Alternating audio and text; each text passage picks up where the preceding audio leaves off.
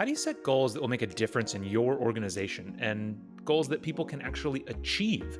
That's what we're going to talk about today, so stick around. If this is your first time on the show, my name is Matt Jertson. I'm a former Air Force instructor pilot, former head of training and development at SpaceX, and now I run a company called Better Everyday Studios, where we help turn great engineers into great people managers. Goals are incredibly important for moving forward and achieving anything. I think, if you think about it from a personal development perspective, the one of the first things you learn is that you have to have some kind of goal if you want to move forward and achieve really anything of note. And yet I think in many organizations we really struggle with goals. And very often I think one of the reasons is because we have these annual goal cycles. And I don't know about you, but that's never worked in any organization I've been a part of. You meet once a year, you set these goals, you say this is what I'm going to achieve in the next 12 months. And then within a month, you forget about them. And then 12 months later, you get together. Oh, how'd it go? You're getting ready for the annual performance review. You look at the goals and you're like, oh, well, that doesn't matter anymore. We canceled that project. We went a different direction here. And it just, in today's world, annual goals are kind of out the window, I think, in a lot of organizations. The last organization I worked at actually did quarterly goals. This was quarterly, company wide goal setting and performance review. And let me tell you, if you're listening to that and you're thinking, whoa is right. Like it was a pace. It was just like it was, especially from like, my perspective, I was on the team that was helping manage all this stuff. It was like we finished one cycle, we had like a week of downtime, and then we were getting ready for the next cycle. It was kind of crazy, but we kept it up for quite a while. And part of the reason I think we were able to keep it up is because we had a pretty simple framework for setting goals that really, really helped the organization. And I know there's lots of frameworks out there for how to write a good goal. SMART is a great example. I love SMART goals. There's absolutely nothing wrong with them. What is it? Specific, measurable, uh, actionable, relevant, and timely. There's a couple different ways you can define it. Really great way to define goals, but I think it's missing something. I think very often when we're setting goals, we focus very much on the trees and we kind of miss the forest. And so the way we fixed this in the last organization, kind of what we came up with, is this idea of and these are my words, this isn't the words that the organization used. When you're setting goals, what you actually want to do is you want to have a long term direction and a short term target. Let me tell you what I mean. When you sit down, and you can do this setting goals for yourself, or it works even better if you're sitting down and talking to your team and you say, okay, where do you want to be in 12 months? Great. You agree where you want to be in 12 months. Okay. What do you need to achieve in the next 3 months in order to be there in 12 months? Right.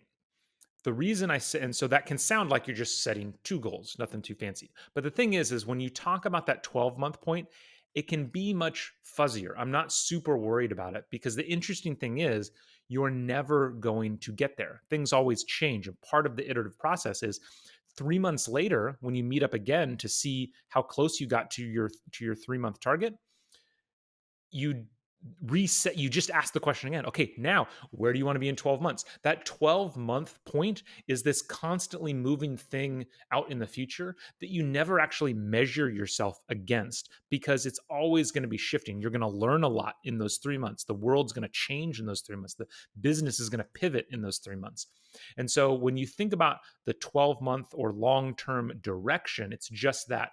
It's a general idea of, I think we need to improve customer support, or we need to improve. You can get as specific as makes sense for your situation, but the point is, don't spend a ton of time trying to clearly articulate a point out in the future, which you're never going to get to because it's going to change, right? How you get there is going to change. What it needs to be is going to change. It's just always going to change. So don't worry too much about closely defining that long term place. And so that's why I call it just a long term direction. It's enough to know the direction that you're trying to go.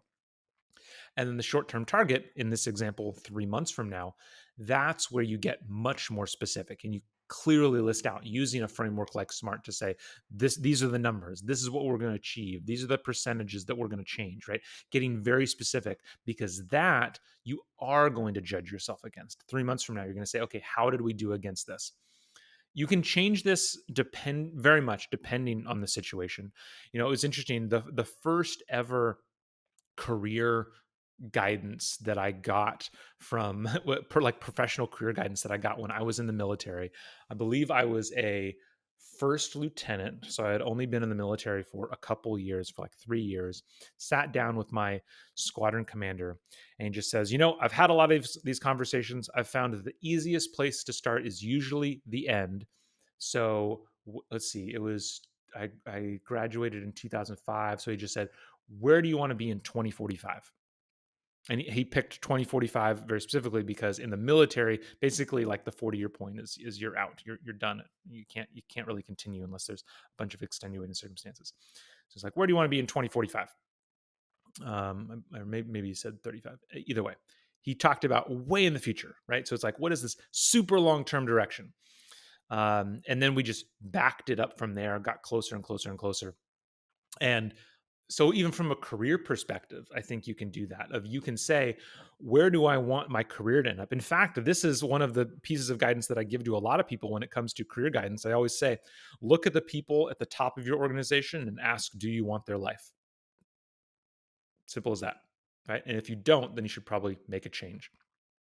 So we can start very big picture of looking long-term, but then you just keep pulling back. Okay, this is where I want to be in 10 years. Okay, this is what I need to do, where I need to be in 5 years from now. Okay, 5 years, 1 year.